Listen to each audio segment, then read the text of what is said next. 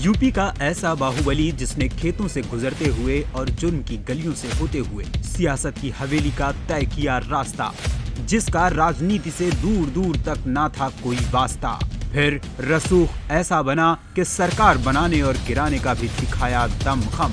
तो चलिए सी न्यूज भारत पर मिलिए पुलिस, अदालत, जेल, सियासत और अब समाज सेवा से तगड़ा नाता रखने वाले नेताजी डीपी यादव के दूसरे स्वरूप से। नेताजी कहन एक ऐसा कार्यक्रम जिसमें हम नेताजी से बात करते हैं और उनसे ये जानने की कोशिश करते हैं कि उनके जीवन में उन्होंने समाज सेवा किस रूप में की। नेता कहन कार्यक्रम के तहत हम कई सारे नेताओं से बात कर रहे हैं और इसी श्रेणी में आज हम आ पहुँचे हैं बदायूं की बिसौली क्षेत्र में एक शुगर फैक्ट्री है, जहां पर अभी हम हैं। एक ऐसे नेता के बारे में जानेंगे जिनके कई सारे रूप लोगों ने जाने हैं, लेकिन आज हम एक नए रूप से परिचय कराएंगे आप लोगों का, जो एक किसान का बेटा है, स्वतंत्रता सेनानी के परिवार से आता है और खेती कर उसने अपना कैरियर शुरू किया। लेकिन हर राजनीतिक व्यक्ति बताता है कि वो समाज सेवी है। इन्होंने ये प्रमाणित किया है कि समाज सेवा कैसे की जा सकती है।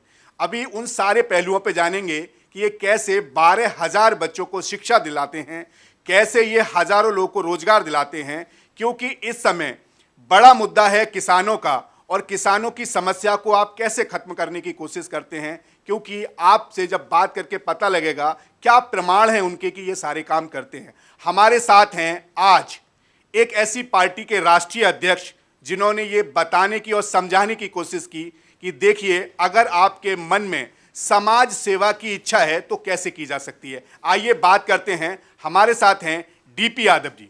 आइए डीपी यादव जी से जानते हैं उनके बारे में, उन्हीं की जुबानी। यादव जी, हम जानना चाहते हैं कि आप अपने बचपन से लेकर आगे तक का सफर हमारे दर्शकों को बताएं।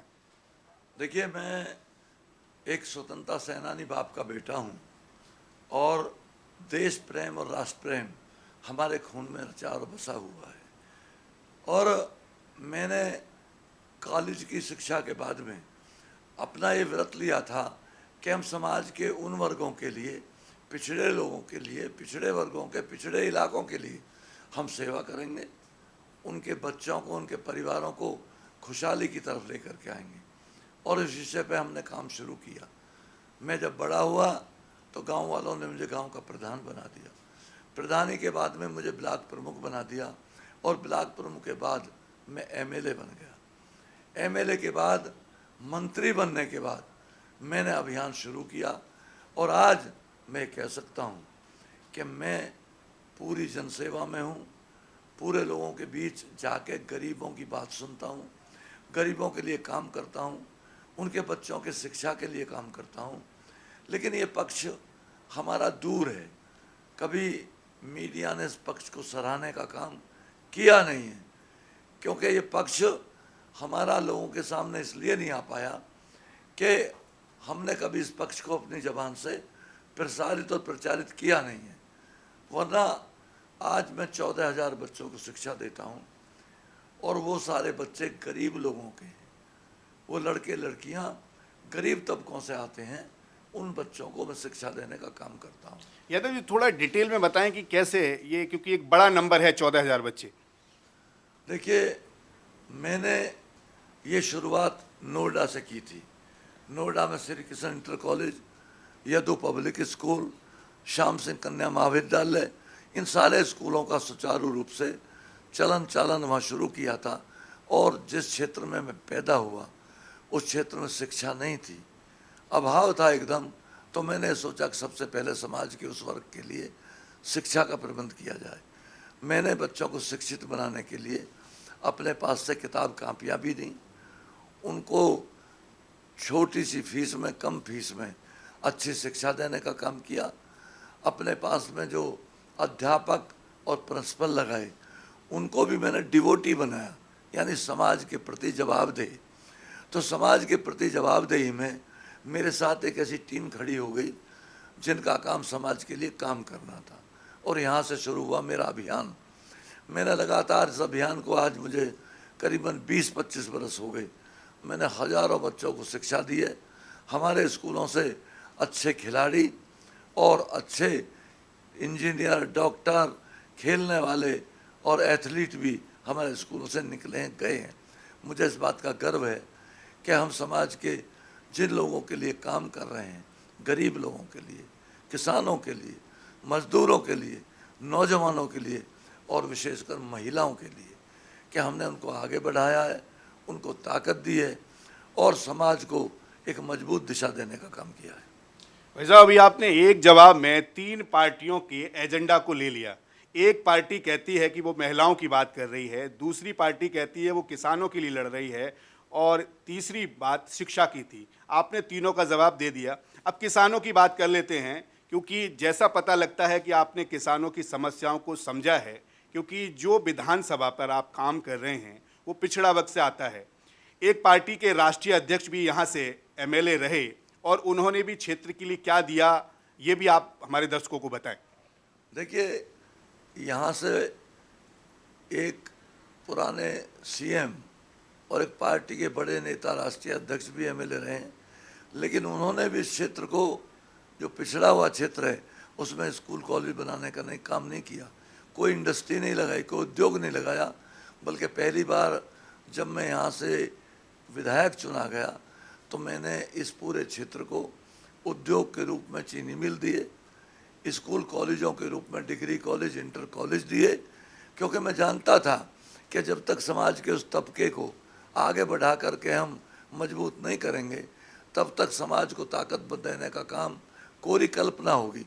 इसलिए मैं कल्पना को यथार्थ रूप में परिवर्तित करना चाहता था और वही काम मैं कर रहा हूँ।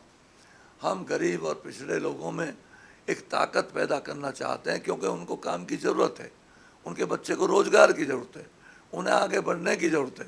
उसी विषय पर हम काम कर रहे हैं। यानी आपने गन्ना मिल खोल के एक तरफ किसानों की मदद की तो दूसरी तरफ गरीब बेरोजगार को रोजगार देने का काम किया। देखिए, बुनियादी तौर पे क्या है कि गन्ना किसान, जब मैं यहाँ आया तो 100 रुपये कुंटल उनका गन्ना बिकता था, कोई पूछता नहीं था। दलाल लोग बहुत सारे पैदा थे जो किसान को लूट करके खाते थे। मैंने उस व्यवस्था पे चोट की, मैंने उस व्यवस्था को तोड़ा, किसान को समझाया कि वो गन्ना पैदा करें और सही कीमत में अपना गन्ना बेचें। आज किसान का गन्ना 350 रुपये में बिक रहा है। तो किसान को एक ताकत मिली, खुशहाली मिली। आज किसान बहुत खुश है कि उसे गन्ने का सही कीमत उसके घर में जा रही है। अच्छा, ये जो फैक्ट्री है उसके को यहाँ लाने के पीछे आप चूंकि किसान परिवार से आते हैं इसलिए सोचती या समाज सेवा आपका उद्देश्य था? जी नहीं। मैं चूँकि खुद किसान परिवार से हूँ, मैंने अपने हाथों से हर खेती को किया है। गन्ना, गेहूँ, जौ, चना, बाजरा, मक्का, ये सारे अनाज ऐसे हैं, सारे उत्पादन ऐसे हैं जो मैंने अपने हाथ से पैदा किए हैं। यानी दराती, खुरपा, फावड़ा, रहट, बैलगाड़ी, भैंसा बुग्गी, ये ट्रैक्टर, ये सारी चीज़ों को मैंने हाथ से चलाया है। इसलिए मुझे किसान की हर खेती करने का तरीका आता है, मैं जानता हूँ। इसलिए किसानों के खेतों में जाकर उन्नत खेती करने का तरीका, उन्नत बीज बोने का तरीका मैं उनको बताता हूँ। और उसी का कारण है कि आज ये पूरा इलाका खेती में बहुत तेज़ी से आगे बढ़ा है, उन्नति की तरफ है। उसी लिहाज से मैंने यहाँ इस उद्योग का निर्माण किया और आज किसान यहाँ का खुश है, उनको पूरा पैसा उनके उत्पादन का मिलता है। भाई साहब, एक प्रश्न है जो आपके साथ लगा है, आपकी जो बाहुबली वाली छवि है वो कैसे बनी? बाहुबली से मतलब लोगों ने लगाया मेरी जद्दोजहद को। जब कोई अधिकारी या कोई आदमी काम नहीं करता था किसान का, परिवार का, गरीब का, तब मेरी जद्दोजहद जो उनसे होती थी, मेरी बहस जो होती थी, उसको लोगों ने लेकर के बाहुबली कहना शुरू कर दिया। बात कोई ऐसी नहीं है, हमने कभी कोई अपराध नहीं किया, कभी किसी को गाली नहीं दी, कभी किसी को मारा पीटा नहीं, बल्कि अपने अधिकार के लिए, अपने लोगों के अधिकार के लिए हमने जद्दोजहद कराया और जिद करके उनके काम को कराया। चाहे विधानसभा की बात हो, चाहे लोकसभा की बात हो, चाहे राज्यसभा की बात हो, हर जगह जाके मैंने आम जनमानस के लिए जद्दोजहद की और उनके कामों के लिए बहस की। इस बार आपकी पार्टी कितनी विधानसभा सीटों पे चुनाव लड़ रही है? देखिए, मैं समझता हूँ पूरे उत्तर प्रदेश में तो करीबन हमारी पार्टी 100 के आसपास पहुँच जाएगी। अभी हम 11 लोग पश्चिमी उत्तर प्रदेश में चुनाव लड़ा रहे हैं और आगे आने वाले टाइम में राष्ट्रीय परिवर्तन दल एक बड़े रूप में, बड़ी पार्टी के रूप में उभरेगा, चलेगा। मैं समझता हूँ जो असली राजनीति है, जो राजनीति देश से जुड़ी है और गरीब को आगे बढ़ाने की है, वो राजनीति हम शुरू कर रहे हैं, शुरू की है। उसी पे हम लोग आगे जा कर के अपनी पार्टी को स्थापित करेंगे। भैया इस बार आपकी पार्टी का चुनावी मुद्दा क्या है? चुनावी मुद्दा है हमारी पार्टी का शिक्षा, रोजगार और स्वास्थ्य, और गाँवों के नौजवानों को रोजगार देना। गाँवों में लगातार लाखों नौजवान बेरोजगार हैं, वो पढ़ लिख गया है, उसको रोजगार चाहिए। मेरा असली मकसद उसको रोजगार देना, उसको आगे बढ़ाना है। भैया सभी पार्टियों के जो नेता हैं वो लगभग ऐसे ही वायदे करते हैं, आप पर जनता कैसे विश्वास करे, इसके बारे में आप क्या कहेंगे? मैं ये कहता हूँ कि नेता सिर्फ खोखले नारे और वादे देते हैं। मैंने लोगों को काम दिया है।